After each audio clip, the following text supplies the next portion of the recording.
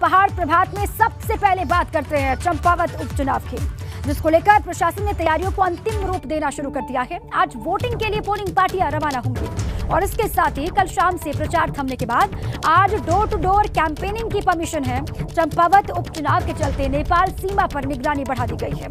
आपको बताएं कि 31 मई को चंपावत उपचुनाव के लिए वोटिंग होनी है। 31 मई यानी कि कल वोटिंग होनी है चंपावत उपचुनाव को लेकर, और इससे पहले प्रशासन ने मोर्चा संभाल लिया है। हर एक हरकत पर नजर है, चेकिंग भी बढ़ा दी गई है। चंपावत उपचुनाव के लिए प्रचार खत्म हो गया। अब आज प्रत्याशियों को डोर टू डोर कैंपेनिंग की इजाजत है और इसी कड़ी में आपको सीएम पुष्कर सिंह धामी की 2 तस्वीरें हम दिखाते हैं।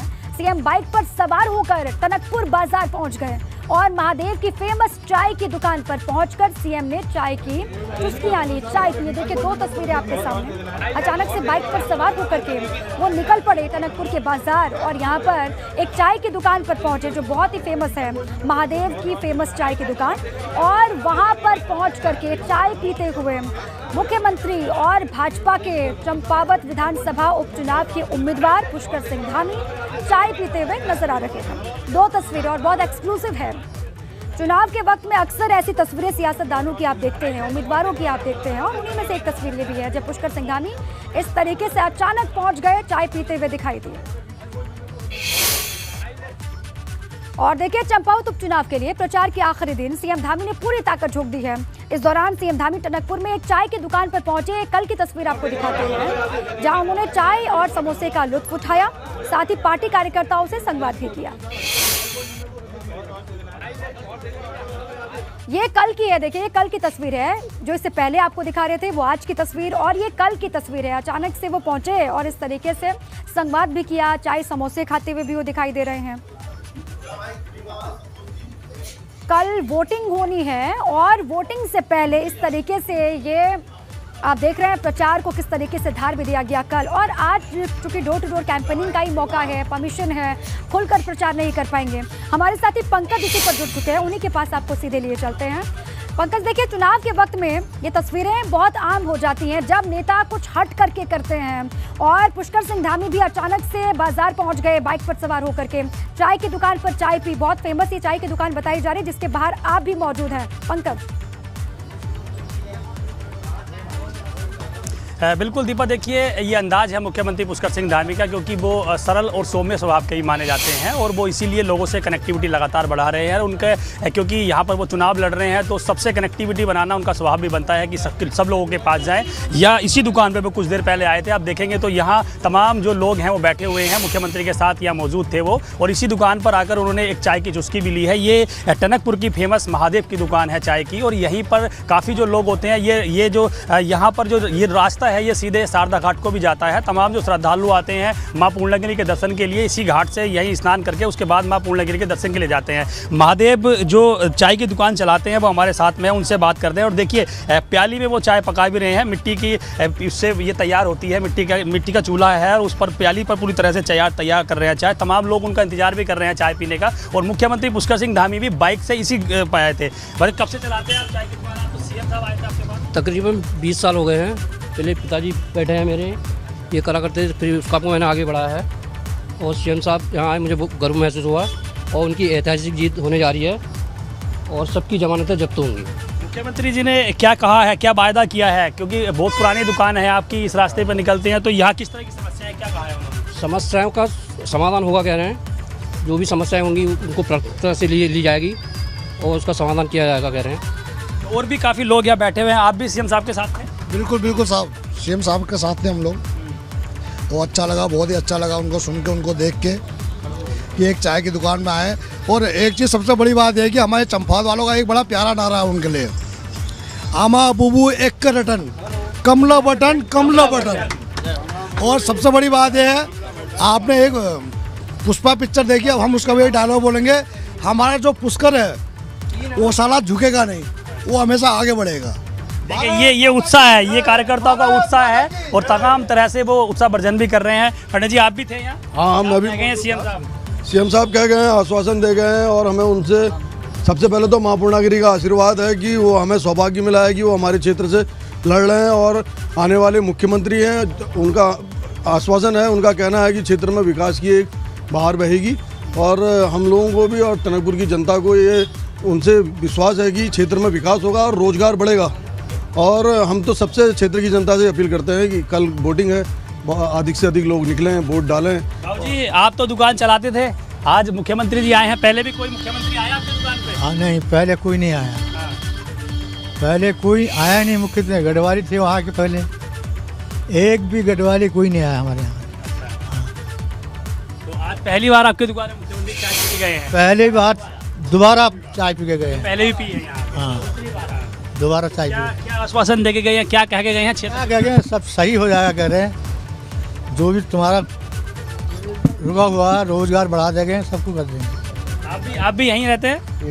क्या मुख्यमंत्री जी चुनाव लड़ रहे हैं यहाँ से, तो कितनी उम्मीदें हो गई हैं उनसे, क्या कुछ विकास के क्या? बहुत वो कहते तो हैं कि मतलब स्मार्ट सिटी बनाएंगे, लोगों को रोजगार देंगे, बहुत कह रखा है। थोड़ा बहुत भी उनके बाद भी हो जाए तो मुझे बढ़िया बात है। देखिए, तमाम लोग हैं यहाँ पे, बुजुर्ग हैं, युवा हैं, तमाम लोगों का साफ कहना है कि मुख्यमंत्री जी यहाँ से चुनाव लड़ रहे हैं, उनके जीत जाने के बाद जो भी समस्याएं हैं वो दूर हो पाएंगी। और मैं देखिए बाहर की तस्वीरें भी आपको दिखा देता हूँ। टनकपुर का ये मुख्य बाजार भी है और यहाँ पर सड़क की थोड़ी प्रॉब्लम्स भी है, क्योंकि यहाँ से शारदा घाट आता है और शारदा घाट के पे तमाम जो लोग उत्तर प्रदेश से अलग अलग जगहों से स्नान करने के लिए आते हैं, तो इसी रोड से निकल कर जाते हैं शारदा घाट पर स्नान करने के लिए, उसके लिए माँ पूर्णागिरी की यात्रा के लिए जाते हैं। और देखिए पीछे से ये एक जो बस है, ये यात्रियों की बस, भरी हुई बस भी आ रही है और यहीं से माँ पूर्णागिरी देवी का जो है वो शुरू होता है, यात्रा शुरू होती है। तमाम लोग यहाँ से यात्रा करने के लिए निकलते हैं। तो ये चीज़ है, क्योंकि यहाँ थोड़ी सी कंजेस्टेड सड़क है ये, और इनका ये कहना है कि यहाँ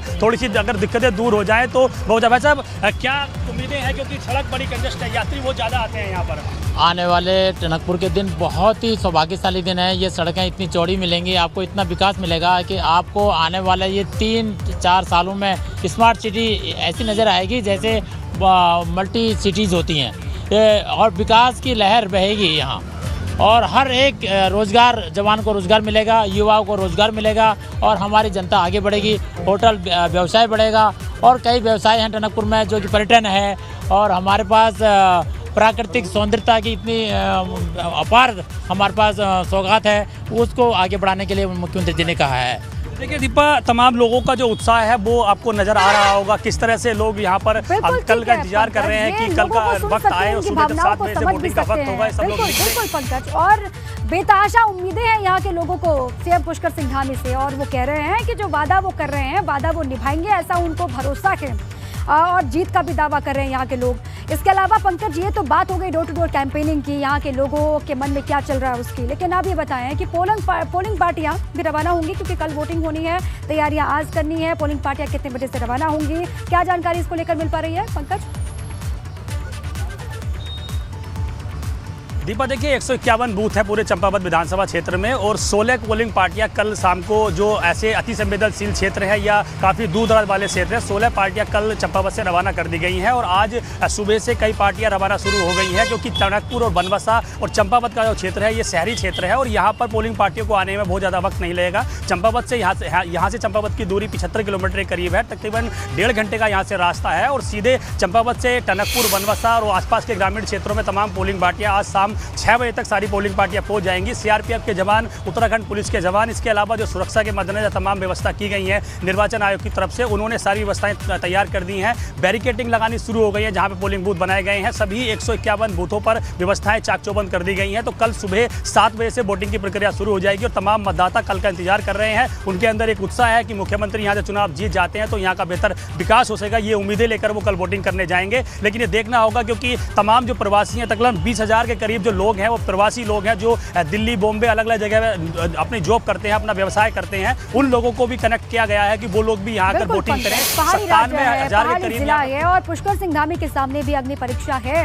अब पहाड़ जैसी चुनौतियों से उनको सामना भी करना है और उन चुनौतियों को पार भी पाना है, उम्मीदों पर खरा उतरना है। बहुत बड़ी अग्नि परीक्षा कल होने जा रही है। अब उससे वो किस तरीके से निपटते हैं, किस तरीके से पास होते हैं, इस पर लगातार नजर है। बहुत शुक्रिया आपका पंकज पूरी जानकारी के। देखिए, मुख्यमंत्री पुष्कर सिंह धामी के लिए सीट छोड़ने वाले कैलाश गहतोड़ी को पूरा भरोसा है कि मुख्यमंत्री भारी बहुमत से जीत दर्ज करेंगे। इतना बड़ा नेतृत्व और इतने बड़े हमारे दुनिया के नायक ने आज हमको ऐसी एक अपॉर्चुनिटी दिया है, एक ऐसा मौका दिया है। आज हमेशा ही जो है विधायक बन करके हम लोग मुख्यमंत्री चुनते थे, आज इस क्षेत्र का सौभाग्य जनता सीधे मुख्यमंत्री चुन रही है और काफ़ी अच्छा होने वाला है।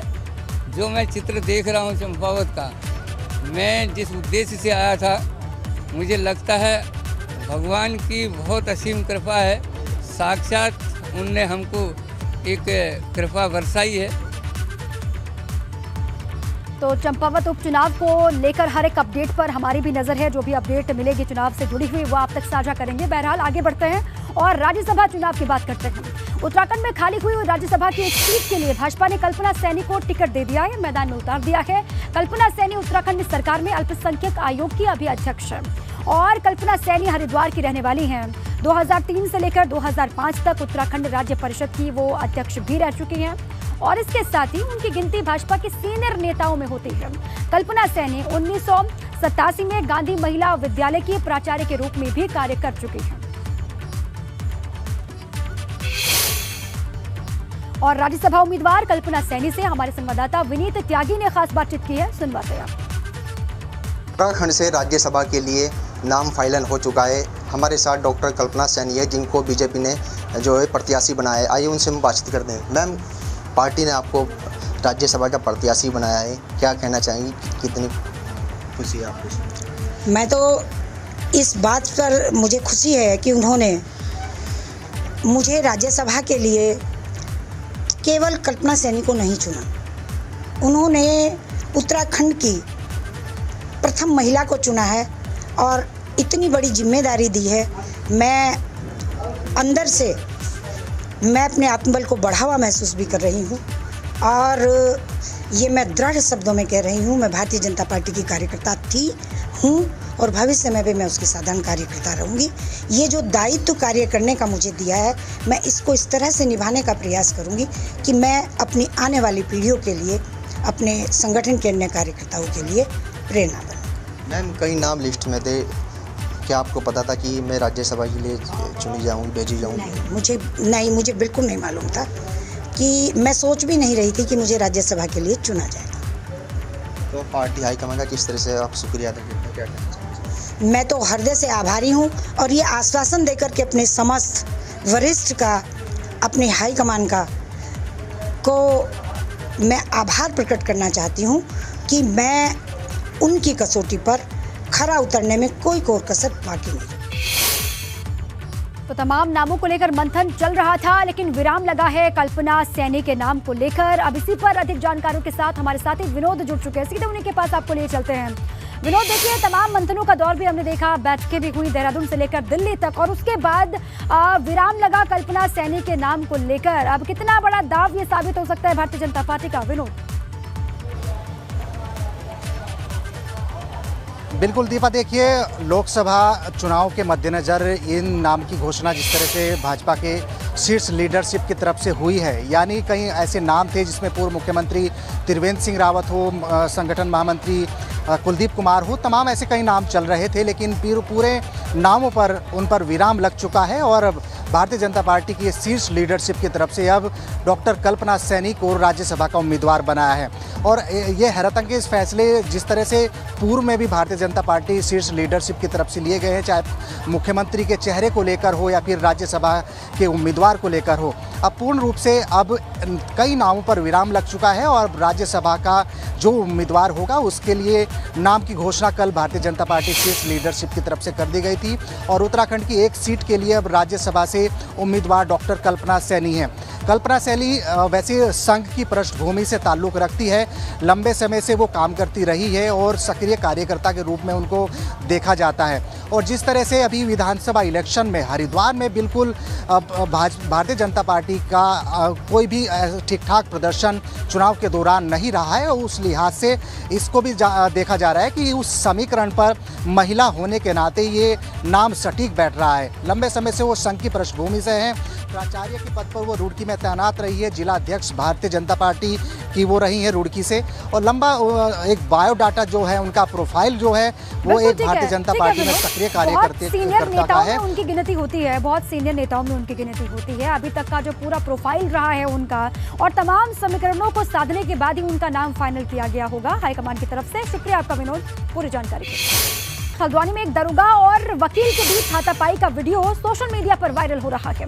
बताया जा रहा है कि जमीन के एक मामले में बिंदु खत्ता चौकी इंचार्ज मनोज जोशी मौके पर पहुंचे थे, जहां एडवोकेट एसडी जोशी के बीच बहस हो गई और मामला इतना बढ़ गया कि एडवोकेट और पुलिस के बीच मारपीट वहां पर शुरू हो गई। बाद में पुलिस ने एडवोकेट को गिरफ्तार कर सरकारी काम में बाधा डालने, मारपीट और गाली गलौज समेत कई धाराओं में केस दर्ज कर लिया। वहीं घटना से गुस्साए वकीलों ने पुलिस के खिलाफ कोतवाली में तहरीर दी, मोर्चा खोल दिया। वो तस्वीरें दिखा रहे हैं आपको। दरोगा और वकील के बीच में किस तरीके से मारपीट हो जाती है। पहले किसी छोटी सी बात को लेकर विवाद हुआ था, बहस हुई थी, लेकिन वो बहस इतनी बढ़ गई कि मारपीट में तब्दील हो गई। उत्तरकाशी में गंगोत्री नेशनल हाईवे पर एक गाड़ी 100 मीटर गहरी खाई में जा गिरी और हादसे में 2 लोगों के मौत की खबर है, जबकि 13 लोग घायल बताए जा रहे हैं। गाड़ी में सवार सभी लोग महाराष्ट्र के रहने वाले बताए जा रहे हैं। हादसा कोपांग बैंड के पास हुआ। गहरी खाई में कार गिरी और जिसके बाद जानकारी ये है कि 2 लोगों की मौत हो गई। 100 मीटर गहरी खाई में ये गाड़ी गिरी है, जिसके बाद 13 लोग घायल बताए जा रहे हैं। 2 लोगों की जान भी गई है। गाड़ी में सवार सभी लोग महाराष्ट्र के रहने वाले थे, ऐसी भी जानकारी है। हादसा कोपांग बैंड के पास हुआ। जो लोग जख्मी हैं, जो घायल हैं, उनको अस्पताल ले जाया गया है, वहां पर भर्ती करवाया गया, लेकिन 2 लोगों के मौके पर ही जान जाने की खबर है। सभी लोग महाराष्ट्र के बताए जा रहे हैं। कोपांग बैंड के पास यह हादसा हुआ।